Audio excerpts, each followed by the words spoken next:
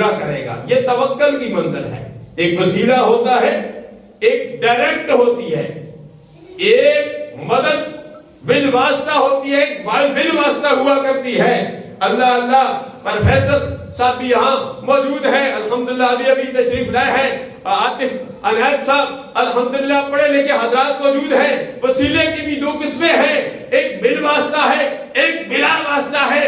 اللہ کے نبی کہتے ہیں اے جبریل امین مجھے تیرے وسیلے کی ضرورت نہیں, میرا رب ذوالجلال پر توکل ہے.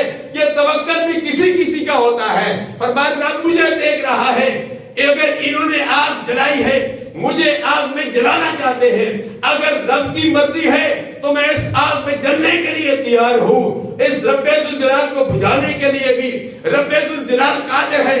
قل لا یا نار کونی بردا و سلاما علی ابراہیم, اللہ نے اس آگ کو ٹھنڈا بھی کر دیا تھا. حضرت جبریل امین نے عرض کی آئے اللہ کے نبی ابراہیم خلیل اللہ میں وہاں جا رہا ہوں, یا کوئی بھی نہیں جا سکتا, اگر کوئی حاجت ہو بتاؤ. ابراہیم خلیل اللہ نے فرمایا میرے مجھے تجھ سے کوئی حاجت نہیں. اللہ کے پیارے حبیب صلی اللہ علیہ وسلم نے اپنے جد امجد کا خدا چکا دیا.